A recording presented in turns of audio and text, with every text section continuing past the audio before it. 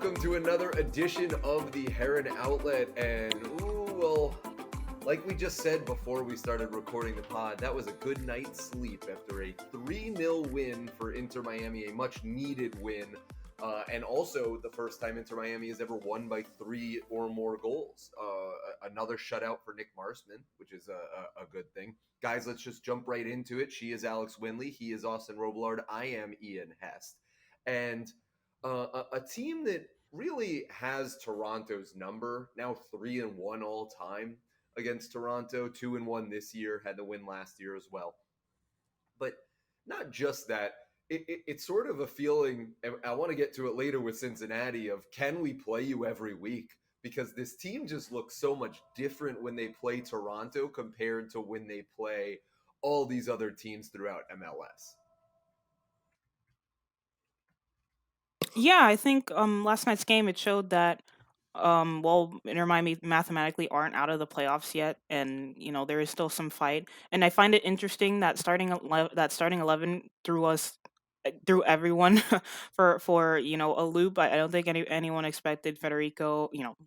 Matuidi was dropped, Pizarro was dropped, which is um a big indicator considering what Neville said in his pre-match conference about he wants players that are going to fight for this.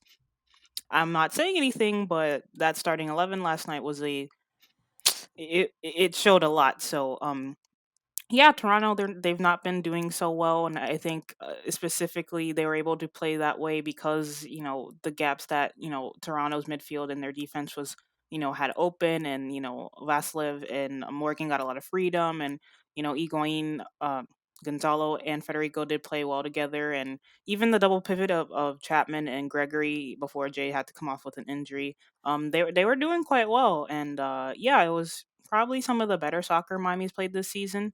And they should, there's like an alternate universe where they should be playing Toronto every week, but sadly that can't happen. But yeah, it was a good game. It was a good game to get their confidence back, and hopefully they can go on a run later and try to make the playoffs.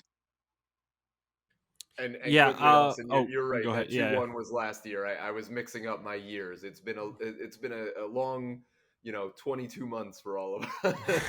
It definitely has. So it's 3-0 this year after the 3-0 scoreline. So that is a team, like you said, Ian. You want to play every single week, but unfortunately, we don't have the luxury of that. And Miami's got a tough road ahead of them. Not really starting with Cincinnati. That should be a win, but then you have to play New York City FC. You got to play Atlanta on the road again. You have to play the Revs again, and that's going to be away from home. So tough stuff, but let's focus on the victory here and say that, yeah, it was a really good performance from a Phil Neville side that not any of us, like Alex said, were really expecting. Now, I did predict, if you want to go check out on the Heron Outlet Twitter, our preferences and predictions, that Robbie Robinson would be dropped and that we might see a formation switch. And that's exactly what happened. I think a lot of the positives that came from this game had to do with that formation switch and also the insertion of Federico Higuain.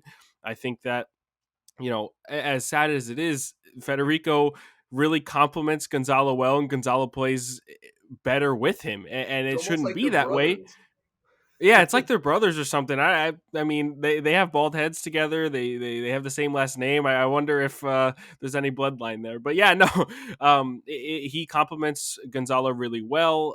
Federico's insertion to the lineup was complimentary to everyone, I think, and it also let the four at the back let Lewis Morgan get into a position where he thrives as a left winger. So a lot of these things, and Phil Neville touched on it in the press conference, a lot of these players were playing in roles and playing with players that, they're more comfortable, they're more free, I think is the word that he used specifically for Lewis Morgan, to get up and down the wing. And I think that that's why you saw such a good performance, especially in the first half, from Inter Miami against Toronto, who is, yes, a weaker side. But I think Miami on all fronts not only outclassed them, but you just saw a little bit more drive, a little bit more pace from them, and it just didn't seem like Toronto could keep up. So a really good 3-0 win, and I'm hoping they can build momentum going into Saturday's match, which is a must-win like all the rest of the games for the rest of the season. So let's talk about the formation, because it did go back to a 4-2-3-1. Phil even said it in the post-game press conference that it was a 4-2-3-1. I was watching, and I said to you guys in the press box that to me it looked in attack like it was more of a 3-5-2 because Federico was so high up the pitch, and one of the two wingbacks would go at leaving the other one. Exactly. And so I felt like it was that, but Phil was very clear that he felt that this was a 4-2-3-1, and it was the responsibility of Breck Shea, of Leardom, to be in the back when they got there. What did you think of going back to that four at the back, that 4-2-3-1, and what they want to do going forward? I thought it was a smart move, especially since Nico Figal's been out for a couple of games, and they've tried to play that back three with Leardom in the middle, or there were times that Breck was suggested to play one of the center back roles, but yeah, Neville basically put everyone back in their most natural, comfortable position, and it showed. Lewis Morgan during the post match conference, he spoke about how, like you guys said, he felt freer. He felt that, he could contribute to the team more. And he looked like he was having fun. He was all over the pitch and, cutting inside, going on the sideline, taking defenders on, having shots on goal. So, and even Leardom, he was back in his natural right back position. He was going up when he can, staying back when he needed to. And everyone just looked a lot freer. And I will say, having a natural number 10 in Federico Higuain on the pitch, um, it helps. He's able to create. Him and Gonzalo play really well together, and having that creative presence on the pitch. Federico is going to find you as a player, so it wasn't any shock that Vasilov were making those runs off the shoulder of his defender. Morgan was making runs off the shoulder of his defender, and vice versa. So it was a very fluid attack against Toronto. And I looked up Gregory's touches, and I believe he had the most touches out of any outfield player, and he had a, what was it, 88% pass completion rate. So he was definitely one of he was a metronome. Basically, he was dictating. Um, he was like a wall passer. He was just making sure everything was running smoothly, and him getting paired up with Jay Chapman, compared to someone like Matuidi, it just went a lot smoother. And they were it was really interesting because Miami haven't played this sort of soccer this year, so it was really interesting interchanging of positions. Sometimes Vasilev would slide over to the middle to help create those numerical overloads, and it was just really interesting to see because Miami haven't played like that this season. So um I as for the next game, I don't know if they'll continue with the 4-2-3-1, but I'd like to see that formation ran again. But it depends on Would Jay you Chapman if would he's want to fit. see that again? You feel comfortable with that, or With is the the right intention? personnel. Okay. With Matuidi there, we saw it last night. There were some times where it was just a bit iffy. Yeah, but it depends on the personnel for me. We heard that Jay Chapman did suffer a knock last night from some a tackle that And was. Gregory in the last couple of minutes, Phil Yeah, alluded and to, got so a knock there. So we'll see if he's available. So it looks like yeah, Matuidi's so going to be there. y- yeah, yeah, yeah. Yeah, you sound really happy, Alex. um, No, yeah, you another really thing that feel. another thing that I noticed too in this formation, you said Gregory was a metronome. He had a lot of touches on the ball, and a lot of those touches were not just in the defensive third; it was in the attacking half of the field. And going forward, especially in the first half, it didn't look like Miami were forcing anything in terms of positive passes. A lot of the time, they were able to be patient and stay on the ball in and around the box or in that attacking half of the pitch, and that's not something that we've seen from Miami, especially with the three at the back formation or five at the back, whatever you want to call it. It goes back and forth.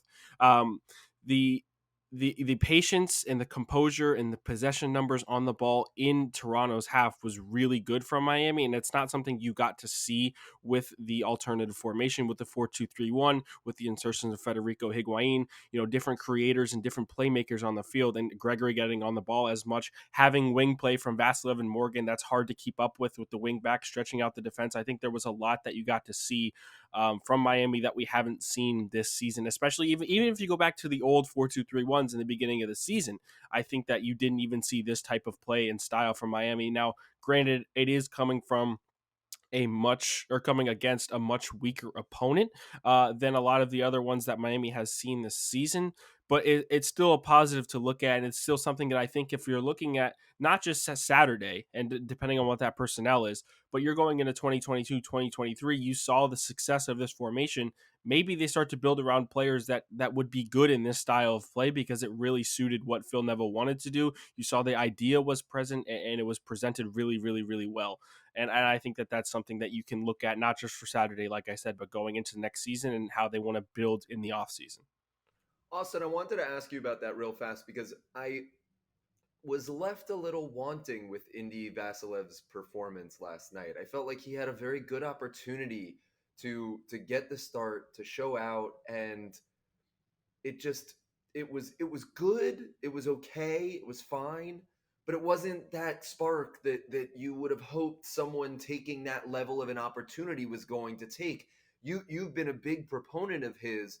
Just what did you take away from how he found the moment, whether or not moving forward he is a starter or if he is this super sub that we keep talking about?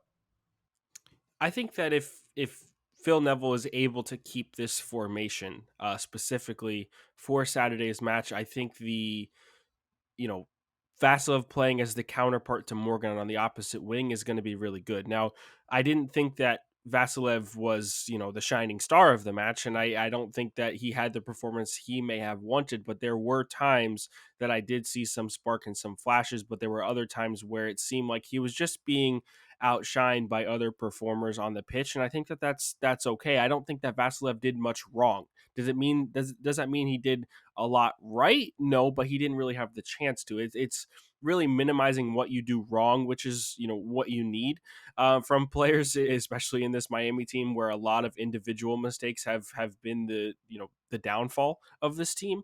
I think that Vasilev will come into his own if he is to stay with the club. I'm hoping so. As you said, I'm a big Vasilev guy. I've been calling for him to start for weeks now, and I think that this performance, it could be better.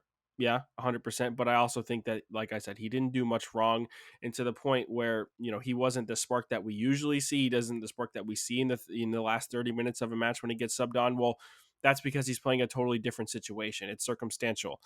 He's playing as a starter. He's playing where the team is up a couple of goals early on.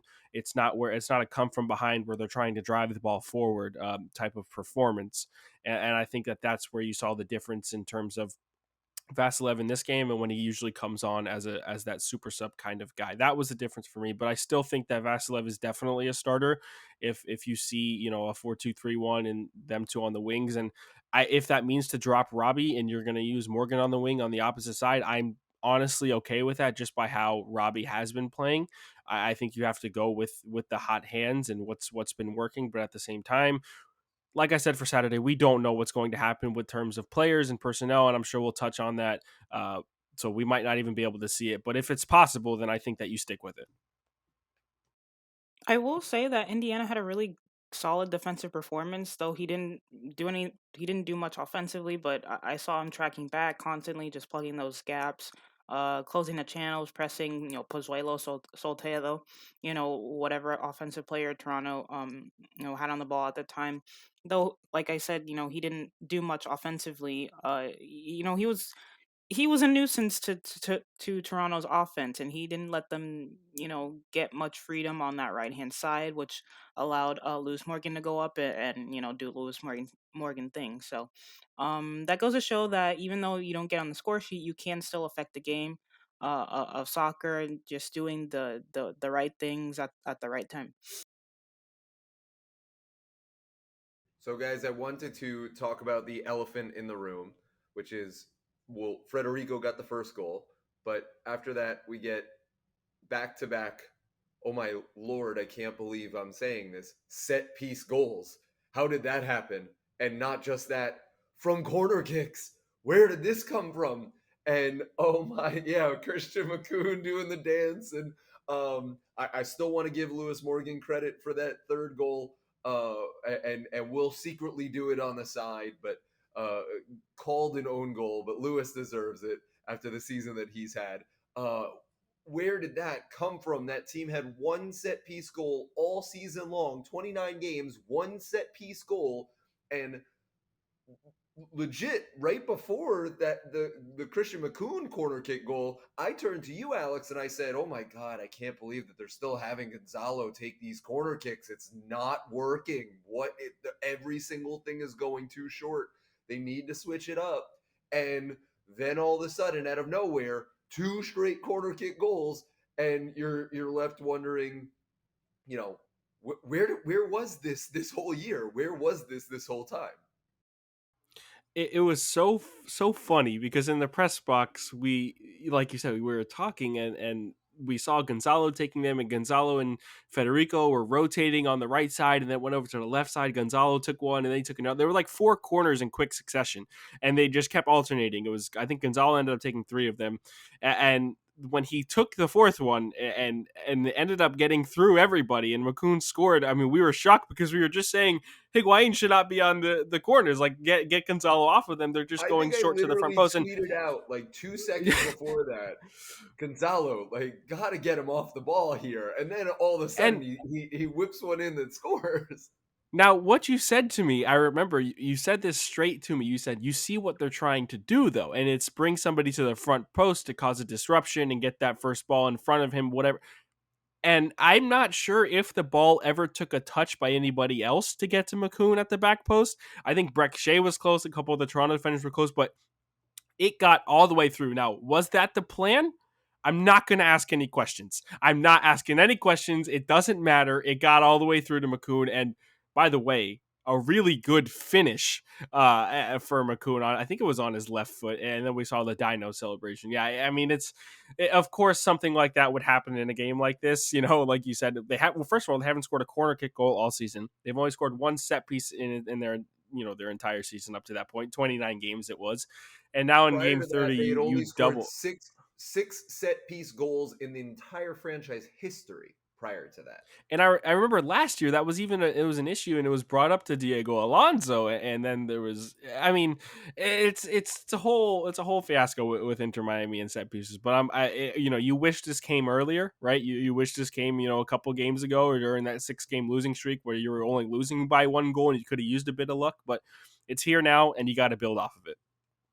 I will say about Diego Alonso last season, I remember sitting in several post-match conferences, and there were a couple of journalists that brought up, "Oh, why don't Miami score off of set pieces?" And Alonso would, just beat around the bush and not really, he wouldn't really confirm or deny that they were doing anything to fix it, and it was just a lot of met answers. But every time Phil Neville gets asked, it's always, "Oh yeah, we're working constantly, we're doing this," and I'll go into detail of XYZ. So I just find it interesting, the two different coaches that Miami have had so far. They're opposites in a lot of ways, and I just see that it's different. Even though some people will say Miami has regressed since last season, or a couple players, I still think that there are a couple of things that they have done well on that, and that can be promising. And the fact that they scored two set pieces yesterday after months of just working on it, like Phil Neville said about the London buses thing. You ask for one, and what, three come at one point. So yeah, I just find it interesting how there's a lot of parallels between 2022 and 2021, but a lot of differences as well, and we could see it with the set pieces that they scored last night. I wanted to ask you both, how important do you think it is? The way that I've always looked at set pieces is that it's added offense. It is an extra thing that you can have.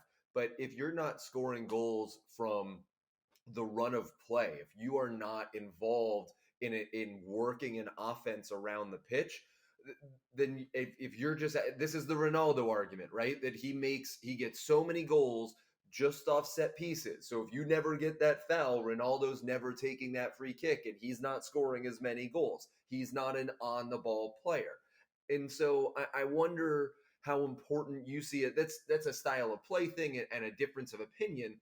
But how important do you think it is to be getting this? Because we talk about it a lot, but sometimes I think we talk about it too much, because at the end of the day, if you're not creating that offense, generating that offense with that run of play, then I really think that you're just grasping at straws here.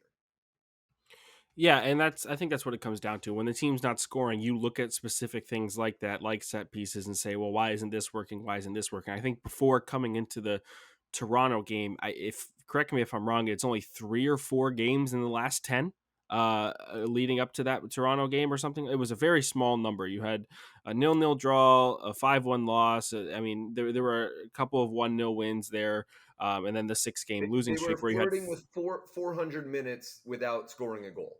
right, exactly. And that should be the priority. Yes, the set pieces are important. And yes, I think that that should be brought up, but it should be brought up at a time where maybe the offense is flowing a little bit and then you're not getting, like you said, Ian, those added goals. Because that's really what set piece goals are. They're those added goals, the added offense on top of what you should already be doing on an average from open play. So I think that that for me is the real issue. There's more issues to this team on offense when it comes besides set pieces. And yes, sure, it has been an issue. And Phil Neville called for LGP and Figal getting like 5 goals off of set pieces, but they're just not there at the right time, or the execution is not there, whatever it is.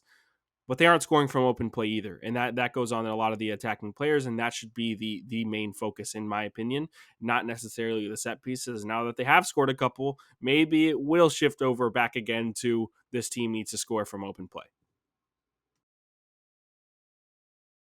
And yeah, I think it's funny how you mentioned LGP and Figal, but Morgan was the one guy who's what is he like 5'9"? I think I'm taller than him, but he was the one who got on the end of that, even though it wasn't technically his goal, but I'm claiming it for him. But yeah, it's funny, and hopefully that'll signal a turn in Inter Miami's offensive strategy, so they can get Alex, watch the set piece again. It's cool how he comes around. Watch his run where there's like it's like a pick play for him to just somehow get to center near post to be able to do that sort of flick with his head that almost hit with his back and then Zavaleta hit it. But watch that again because I think that would be cool. But continue. Sorry.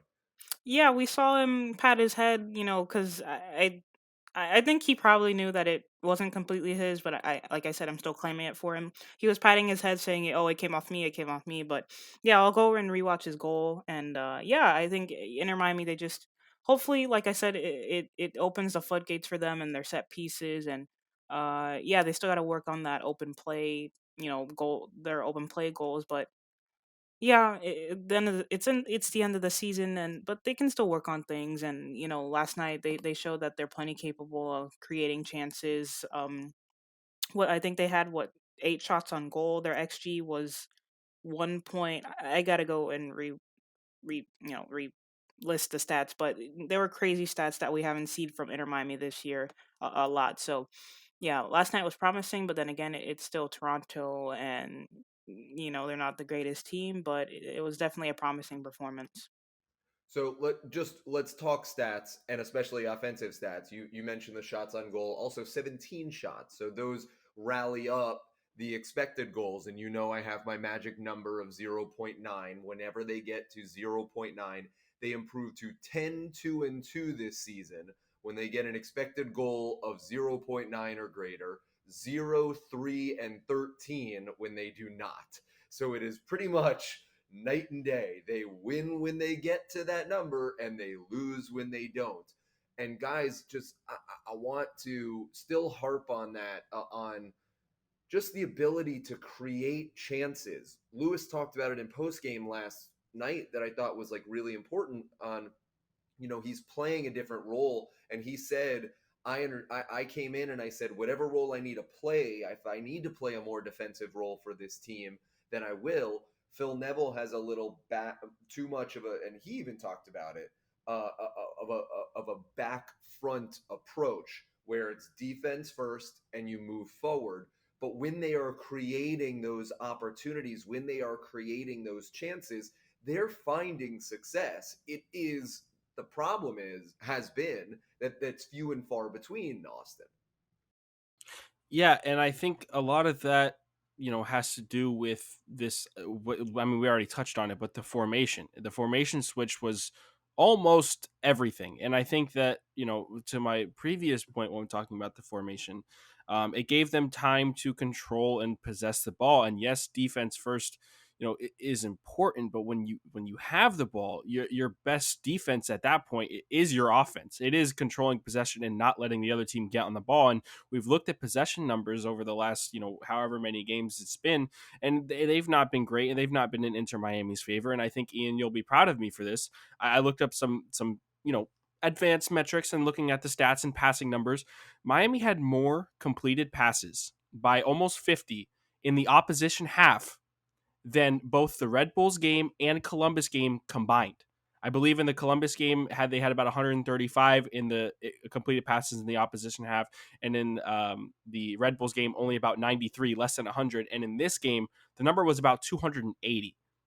That is a shocking change in terms of how they possessed the ball, how well they kept it, and basically just dominated and played around Toronto. So for me, when your defense can basically be your offense, that is when you're going to start winning games. When teams have to start planning around you, that's when you're going to start winning games. And I think a really long time ago, I don't know if it was on this or something else I had done previously, but I was saying, Phil Neville has been getting a lot of scrutiny for having or failing to prepare to play against teams. It came after that Red Bulls game. It failing to prepare against teams and how that they play.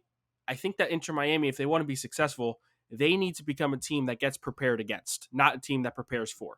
And I think that in a game like this, and like I said to my point about moving on for 2022, 2023, you want to have a team that has an identity, an idea that can always be put forth. And if Phil Neville can bring in the personnel to do that, because let's be honest, this is not Phil Neville's team. This is Paul McDonough and Diego Alonso's team for the most part. He did get to bring in some players.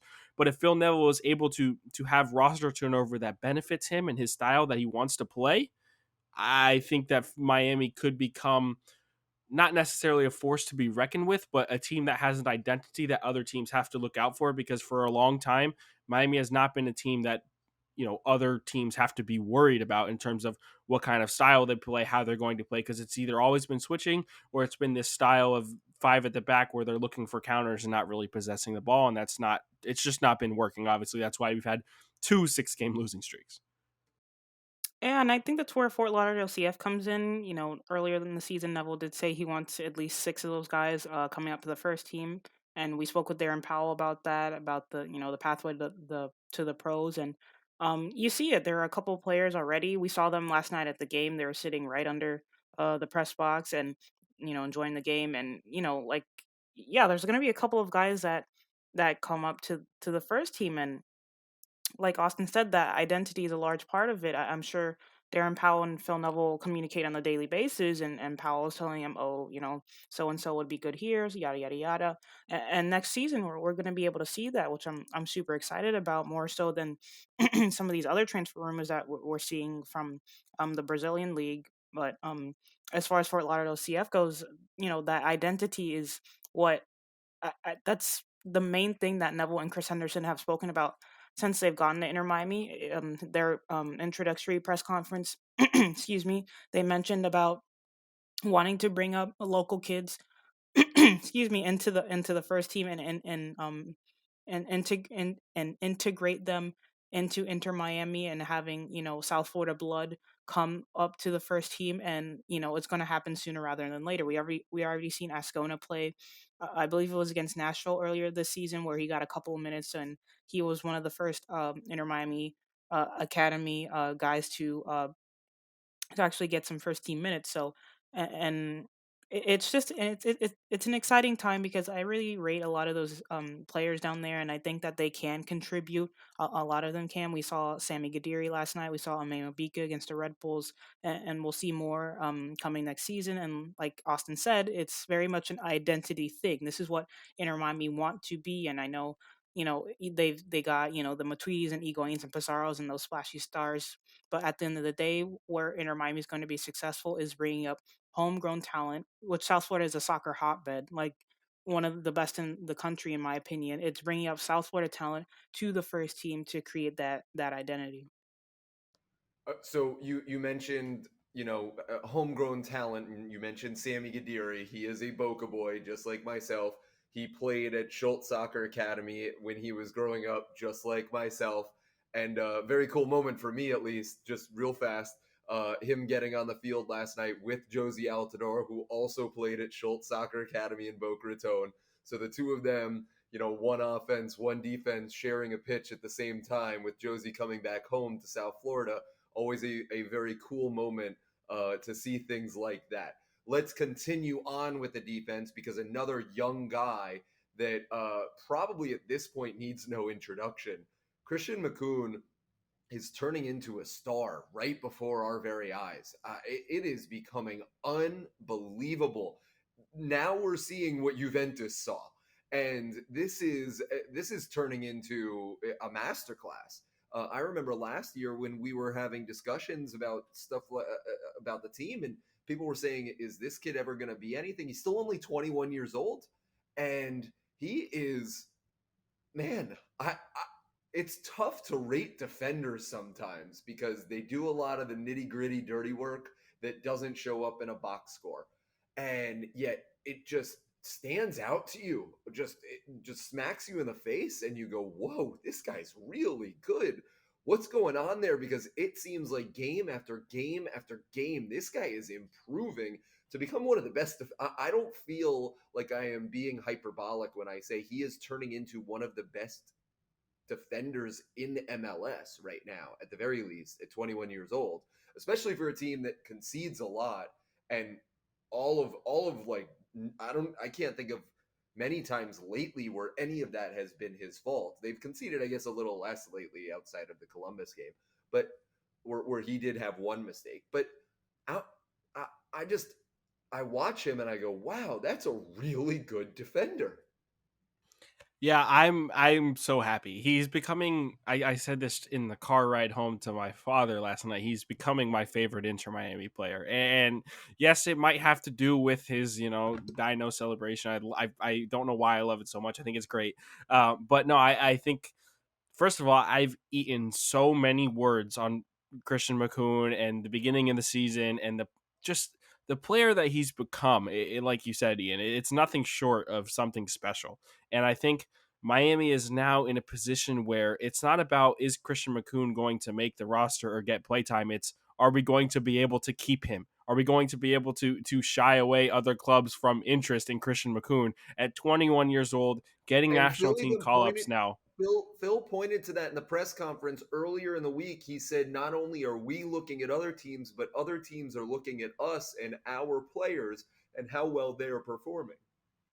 Yeah, exactly. And it won't necessarily be another Andres Reyes situation where we lose him like that, but it's a situation where McCoon is going to gain interest from a lot of teams, and not just in MLS. It could be Liga MX teams. It could be European teams. I mean, he's had experience there before, and I'm really hoping that this is a guy that wants to stay around and Phil Neville wants to keep around, and they want to build around at the back, because he's been able to do it in, four at the backs. He's been able to do it with three center back sort of formations. I mean, he is not necessarily a versatile defender, because I think that, we saw the left back roles from him, and that's where kind of I was a little down on it. But in two different systems as a center back, he's done it. He's done a really good job. And the goal scoring is not necessarily always going to happen, but what it took for him to take that penalty in Toronto, what it took for him to get this goal against Toronto again, and then the defender he's been, and like you said, I think it's only been that really one mistake against Columbus in the 4-0 loss, but everything beyond that was I mean, he's just put in great performances. He's becoming the best defender on the team, and that's not just in the defensive aspect, even in the offensive aspect. He doesn't lose the ball as much. I think his passing has improved, his passing range has improved, and I think I said it to you guys last night. LGP is kind of pissing me off with these runs into the midfield where he just loses the ball. McCoon doesn't do that. Okay, it's simple enough. I don't see that from Christian McCoon. Like, maybe he doesn't have the confidence to go on and do those kinds of things, but he doesn't need to. He's not that kind of player. He's a solid defensive player who will make the short passes and try and help you build. And I think that Christian McCoon is not, necessarily just one for the future. He's one for right now. He's a starter that you want for the next 2-3 seasons. Who was on relatively, cheaper money. I'm not sure how long his contract is, but if you need to do, a Lewis Morgan type deal where you extend him and give a little bit of a raise, that is okay. I am perfectly happy with that. But I am elated with Christian McCoon. I am more than content, and I think that this guy, it's going to be harder to keep him than it is to let him go off to a bigger club. But I'm hoping that Miami can do it because he's becoming that special player.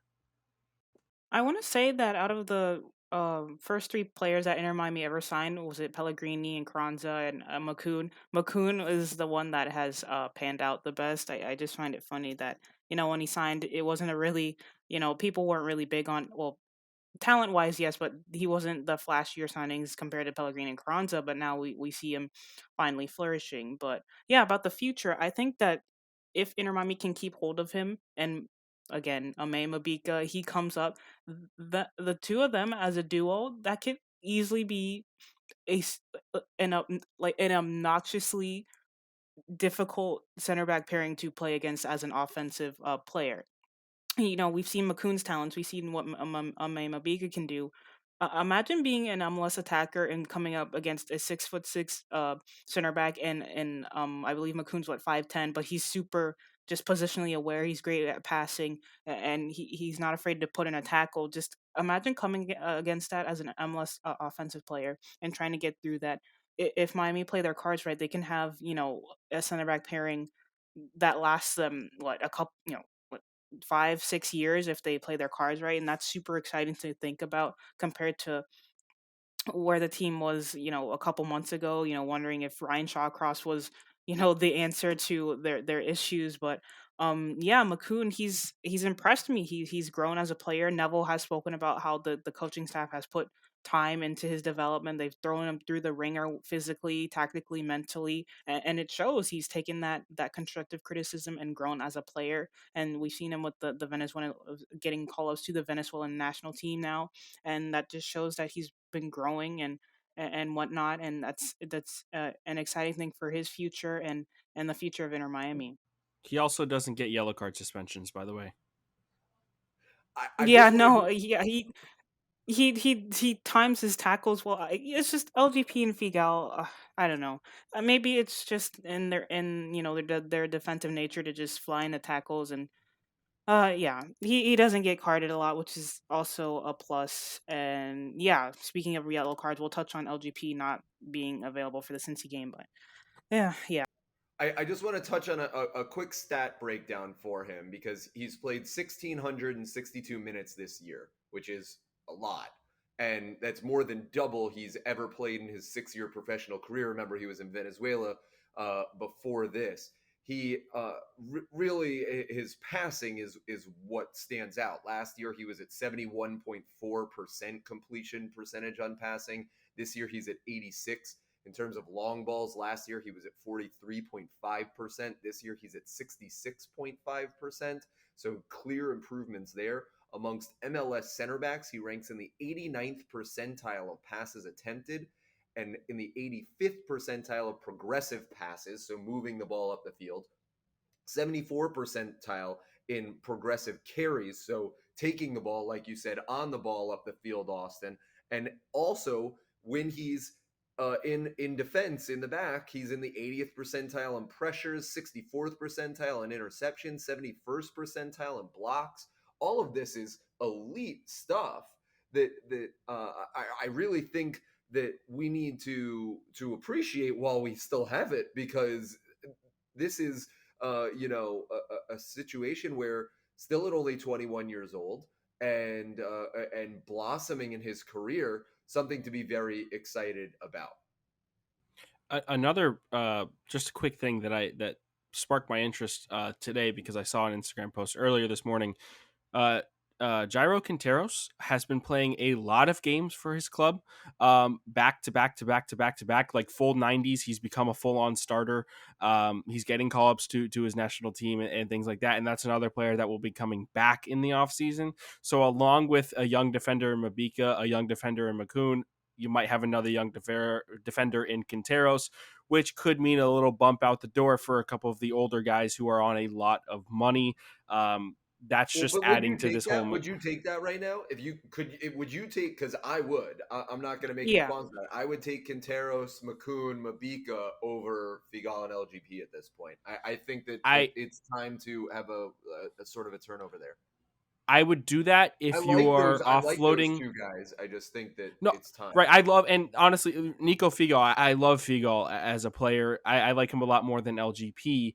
But when it comes to, having those three center backs compared to the other two, I think that I would be okay with that if we saw a little bit more, if we are to retain Ventura Alvarado. Like if I got to see anything from him this season, like there would have But to you be have a no little bit of idea, right? veteran. You have no idea Yeah, we right have no now. idea. I would want some veteran depth that isn't Ryan Shawcross. Okay, like I want some veteran depth with those guys that isn't a 33-year-old guy who's on the verge of retirement, or a 27, 28-year-old in Ventura Alvarado that we've never seen before. So yes, ideally I would want that, but at the same time you have to think reasonably and say, we need somebody who is a solid guy that has all of this experience. In terms of the money, of course you want to see LGP go rather than Figal, because LGP is on, I guess, like $300,000 more dollars. But they both still are TAM players due to their salary and acquisition fees. But I think Figal would be the guy I'd rather keep of the two, and hopefully keep with the other three that we're about to bring, or the other two we're about to bring in, Mabika and Quinteros, and then also retain Makun. That would be almost ideal. So let's talk that LGP yellow, because I didn't really have a problem with it at the time. Looking back, knowing the consequence, it it's extremely frustrating. He's now suspended for the Cincinnati game, and Phil said in the post game press conference that leaves them with one healthy center back for that game. And to do that in the 75th minute when you're up 3-0 seems really careless. It seems really foolish. Just I'm I don't know if it was an accumulation, if it was just a lazy tackle, what really led to that, and just what your feelings are on it. Really quickly, I think honestly, he hadn't committed that many fouls in the match, and it wasn't like it was a clear and obvious path to goal for Toronto. So I think by the referee, it might have been a little bit of a harsh yellow. That might be a little biased from myself, but it was a little harsh in my opinion. But I still think that yes, it was a little bit reckless, and you know, in terms of trying to tell LGP not to be reckless is almost like just talking to a brick wall and hoping to get a response. It's just not going to happen. So I think it is what it is, and the consequences are there. And Phil Neville is not being done any favors in terms of injuries and suspensions this year, and that's why some people need to take it a little bit easy in terms of calling for his head. All right, Yeah, guys, as far let's as yeah, go ahead, Alex. yeah, as far as LGP goes, I want to touch on Neville saying that y- the entire ref thing, and them maybe being too aggressive in tackles. I don't know. It was just a dumb yellow. LGP should have been aware, and stuff like that does cost Inter Miami, and like what can you do as a coach when your player goes and does that and doesn't really have it was just a low soccer IQ play from LGP, and there was no reason for that, and now Inter Miami have to suffer because of his lack of awareness. Guys, let's transition to this weekend, and FC Cincinnati comes to town. Inter Miami is still in this. I know that it looks bleak with 2 games out with 4 to play, but remember, and I just want to continue to repeat this, root for ties with everybody ahead of Inter Miami. And I say that not just because that that was dropped points because they're going to be playing each other, and 3 points for Miami is going to be important, but also don't forget, in MLS, I know people that are accustomed to soccer, that goal differential is normally the first tiebreaker that they go to. So they go, oh, well, DC has a +7, Inter Miami has a -19. This is out of the picture. No, in MLS, the first tiebreaker is number of wins. So Inter Miami needs to get wins, and they need to hope for ties from their rivals so that they don't rack up those wins. If Inter Miami gets to 13, then they have a really good case. So really 3 wins in the last 4 it is what's on the docket. It starts with Cincinnati this Saturday at Drive Pink Stadium. I think it's an 8 o'clock kick if I'm not mistaken off the top of my head. Another team that Inter Miami has had a very good success with, and they are the worst team in MLS currently right now. Only 4 wins on the entire year, and this would be the one that you would turn to and say basically, hey, you gotta win this one. Like this is the no brainer win. The other two next week with Atlanta and NYC, I would say, okay, like here we go, the pressure's on. Here we need the wins. But this one is sort of the take care of business at the office sort of deal. Do you guys disagree with that? Is there more pressure? How do you not look past to Atlanta in the midweek? How do you not look past to NYC next weekend? That's turning out to be probably the biggest game of the entire season. And just make sure that you take care of business in a game that you should win, even though you're fighting for your playoff life here. There's still a lot of pressure there, knowing that this is the cupcake, basically. To mean no disrespect, but this is the cupcake that you need to take care of business with.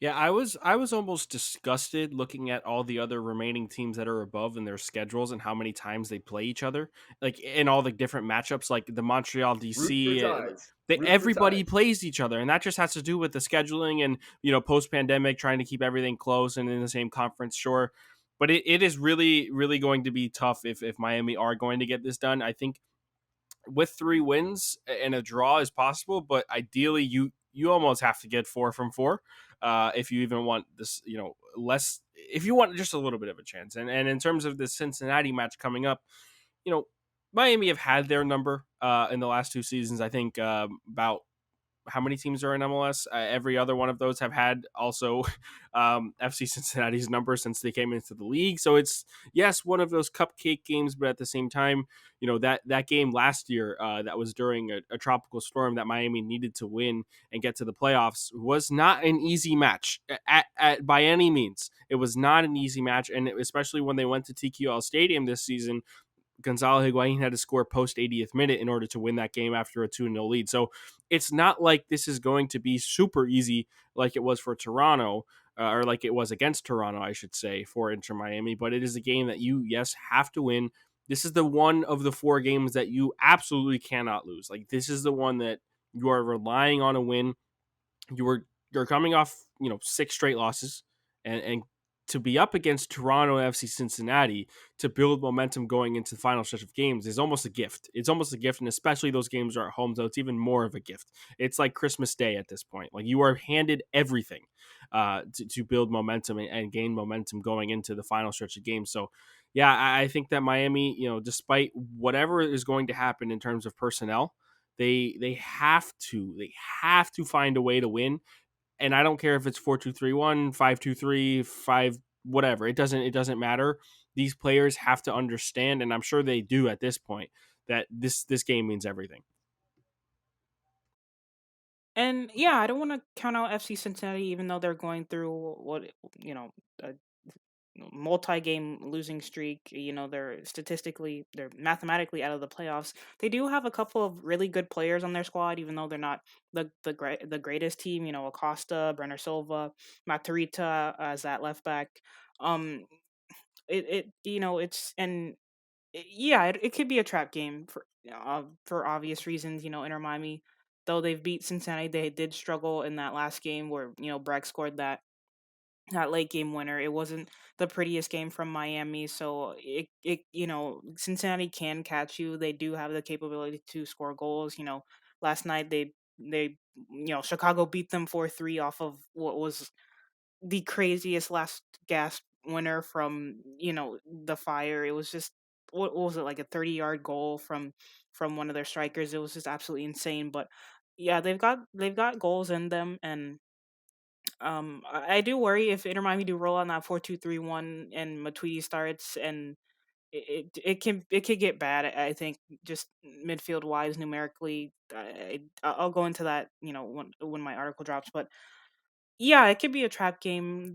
Cincinnati, they have good players, and though, like I said, Miami have beat them. It hasn't been the smoothest of runs, and Miami is playing at home, so that could give them a boost. But yeah, they do need to find a way to get a win, find a way to get all 3 points if they do want to make the playoffs. Cincinnati, they're good. They've got good players, but in Miami, if they want to make the playoffs, this is absolutely a must-win game. No ifs, ands, or buts about it. Really, they've just got to go in, get 3 points, play to the best of their abilities. But it can also be a trap game because it's just you never know with Inter Miami. They could play like they did last night. They can play like they did against Nashville or the Red Bulls. So it really is a toss up. So they've lost 8 straight. They've lost 11 of 12, with only one win in the middle. So definitely not a good run of form. But let's talk about that because that basically puts the pressure, the onus at least, on Inter Miami to do well. And we asked you guys for your questions on Twitter. I want to get to one of them. Eric asks, with 4 games left in the regular season, where do you see Inter Miami finishing at in terms of wins and losses in the last 4 games? Who do you think they can beat and will probably lose to? Honestly, I think this is according to Eric. I think the Revs got the supporter shield in the bag. I think that's almost close to being locked. Seattle's draw last night. I think the Revs got the supporter shield in the bag, so I think they'll play their bench. Austin, you had mentioned last night that Bruce Arena did not play his bench, and they've already locked up the East. So, are you still worried about that last game of the year? And what do you think about Eric's question? I am absolutely worried about that last game of the year, and that is because history is on the line for the New England Revolution. They are trying to beat the 2019 point total for LAFC. I don't know if anybody saw that, but they're getting very close to that number. I think they're only They four only points need away. one win in the last 4. They only Well, need one one win in the win in last their 4 to last 4. tie. One win in the last 4 to No, tie the it's record. I think it's 71. 70. Oh, I They're at thought it was 69. 72. I thought it 71 was is the 72. record. 72 So would take it. that's I think that's something that you absolutely have to play for if you're Bruce Arena and the Revs. And maybe saving for the playoffs is one thing, but if New England can pick up a couple of wins before going into that last match, sure, maybe they'll rest players, but you don't really know what's going to happen. They got the scare. They went down 1-0 last night. There was a late goal again to make it 3-2 after they went up 3-1. Like, that's with their almost best lineup on the field. Like, that they have so many quality players. Um, I just think that that's not a game that we should look at and say, "Oh, New England's going to toss it to us," because first of all, it's the last game um, of the season. It's going to be in Foxborough at Gillette Stadium in front of their fans who do show out for games, and they're going to possibly be crowned the Supporter Shield champions at that point. So there's nothing to say that New England is going to shy away from putting out a good lineup and toss The Miami the game. The other thing that worries me about that game is they're going to have a bye. So they're not going to play in that week. So they're going to have a whole week off while They'll have everybody's time playing to, midweek. So they might rest players in the 2 games in between there. If, like, let's say they win on Saturday, they might rest the players for the 2 games leading up to that and then get them yeah. back in so that they have a rhythm in that last game. And that is very that I mean it's not a game where you look at it and say Miami's got it in the bag, but it's going to be tough going on the road, especially in the cold. But in terms of the other Let's get there questions that first, right? yeah, Let's let's get get there there. Let's get there. Let's get there. Because you still got to beat Atlanta on the road in a midweek match. And you still got to beat New York City FC. So that there's that. And speaking of those games, I think Miami win on Saturday. I think that when you're looking at New York City and Atlanta, ideally you want the 2 wins, but I personally don't see it happening. I actually see, realistically, if I was a betting man, which I'm not, but if I was, I would say Miami get a draw and a loss. Like, I really, I wish, but it's just so tough to see, with the lack of depth that they're having due to injuries and having to they're going to have to make call-ups possibly. It's, you want to have the hope, but it's just not there for me. I'm going to be rooting. Obviously, I'm going to be saying, let's, I hope they can get it done, and want to find a way for them to win, but I don't know if it's possible against stronger sides like Atlanta, who will be fighting for a home playoff game. By the way, that game is no easy task. New York City FC, who will be fighting for a playoff spot, much like Miami is.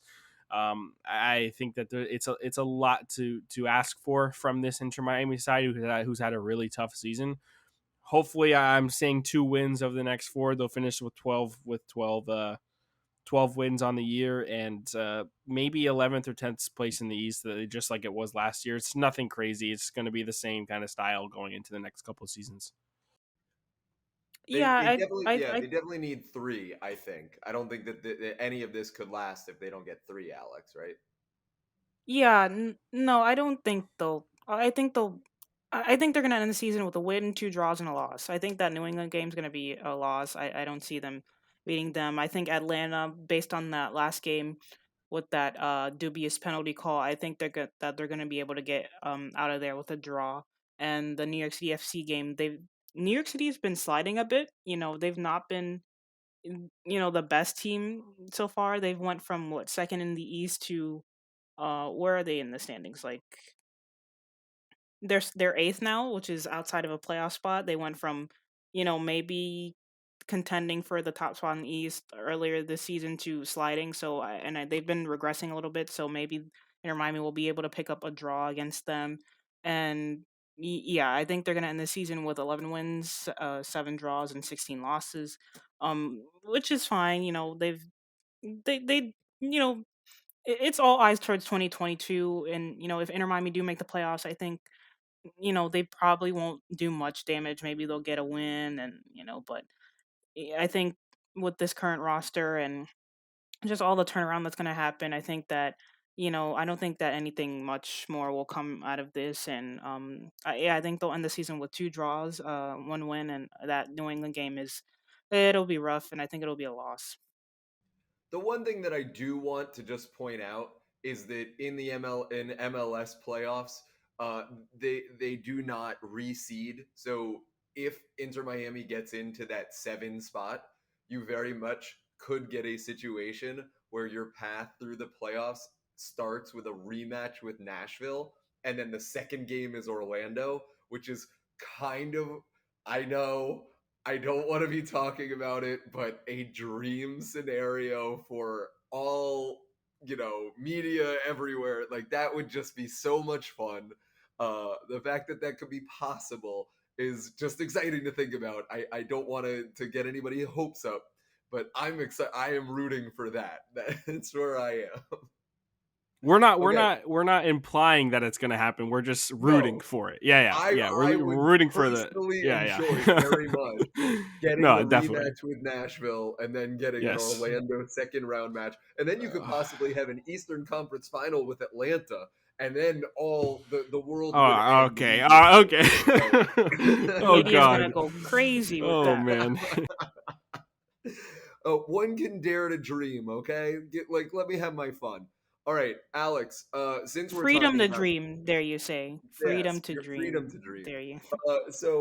Alex, since we're talking about 2022, David on Twitter asks us, of the 30 players currently on the roster whose contracts will be up coming into next season, and what's the status of the players that were loaned out from the 30-man roster? We spoke about Quinteros earlier, and when or if can they come back? And touch also on Fort Lauderdale players that possibly their season ends coming up at the end of this weekend, officially eliminated from playoff contention. So Friday night will be, I think it's Friday night, will be their last game. You can watch it on ESPN Plus, and that after that, what is the status of those players as well? As far as the loan players go, I believe Josh Penn's out on loan. He's playing for the Battery. I was watching him last night. He's been doing well. Dylan Castanera, he's out there in San Diego. He's been, starting sporadically, but not gotten too much playing time. And we spoke about Gyro Quinteros and his loan. So as far as that goes, I do believe it's a matter of when their seasons end and Inter Miami season ends that they will be recalled to the first team. As far as Fort Lauderdale CF goes, I think that, um, like I said earlier, a lot of them will be with the first team. So, And I think it's the same thing with the lone players. It's just a matter of time when their season ends, when Inter Miami seasons end. They do still need first team contracts. They can't just join the team like it's any other league. Other leagues will allow you to switch in and out academy players, but MLS, I believe they need to be signed to a professional contract to be able to do that. So yeah, I think it's a matter of when their season ends, which is this weekend, and I'm really excited about that. Even though they're out of playoff contention, I think that the boys will put on a really good show against Toronto FC too, and show out because it's the last game of the season, and like I said, a lot of them will be joining the first team, A double and Toronto yeah, week and ending with yeah. a double Toronto week. Yeah, yeah. And yeah, so I think it's just a matter of time of when Inter Miami season ends, which is November 8th, 7th, and Fort Lauderdale season. And if you look closely at Inter Miami social media, you will see a couple of Fort Lauderdale players training with the first team. So yeah, after their game tomorrow against Toronto FC 2, I think it'll just be all hands on deck for them. They're going to be training with the first team for the rest of the season and get prepped for 2022. One player that didn't mention is my man out in Indiana with Indy 11, Patrick Siegrist. That's one guy that I thought was, personally, when it happened, I thought that he was a Diego Alonso signing because the way he plays left back was something a lot that Diego Alonso employed with his wing backs playing along the line, up and down the pitch. And you even see that sometimes too with Neville. But Siegrist has played at the fourth back with Indy 11. He's played at five back with Indy 11 as either the left wing back or the left back. And he's gotten a lot of full 90s in the last couple of matches. He's playing a lot of minutes for Indy 11 recently towards the end of the season. That's something that you like to see. You'd rather it happen towards the end of the season rather than the beginning and him to fall off. He has the reverse effect, and he's playing a lot towards the end, and he should be fresh come January when that USL Championship season ends. And I'm excited to see him come back because you look at the left back situation for Miami. Gibbs is on low money, but yes, he's getting older. Breck Shea, fan favorite, sure, but you want something a little more solid at times, and maybe even employ him as a left winger if you need a crazy substitution here and there. And Jovan Jones has still not Phil been able talked to. about him playing center back on Saturday. Yeah, that is a possibility with Breck Shea just because of this personnel. It's gonna be interesting, gonna be really interesting. And then also Jovan Jones, who has not been able to get healthy. I know that he posted a picture on Instagram of him without the thing on his leg, the whole whatever Like whatever the brace. brace boot, Yeah. anything was going on with his ACL. He seems to be getting healthier, but he's not fully fit. I doubt he plays this season. There's no reason to risk it. So to have Siegrist come in seems like a good idea. Maybe not another loan, maybe not a sell, but I think that Siegrist is somebody you could look at as a rotational depth piece. Not going to say he's going to be some sort of starter or impact player, but yeah, that's what I think of Siegrist. A rotational depth piece when he comes back is something to look forward to. See, but what happens to Sammy Gadiri, who's also a left back on this team, and Phil Neville seems to rate him highly. There's just, like you said, Gibbs, Shea, Siegrist, Jovan Jones, Sammy Gadiri. That's Then maybe if we take the young center back approach that we spoke about and bring in the young left backs, young defense in its entirety. You get rid of people would hate to get rid of Breck Shea, and I understand that, but maybe yeah, you offload Breck Shea, you offload Jovan Jones, who is on a little bit more money than people would like to see for what he's gotten to be able to do. Obviously, it's due to injury, which is not his fault, but yeah. maybe you go younger and you start to build a squad that is younger and you can develop them the way you want to. And that's something you could look at with a Sammy Gadiri and a Patrick Siegrist, with maybe Kieran Gibbs leading them. As always, you can send your questions to us. Follow us on Twitter. Follow us on Instagram at The Heron Outlet and our brand new YouTube channel. Guys, we're going to talk some transfer talk coming up on there later on this week because there's a lot of fun news that is going on with that.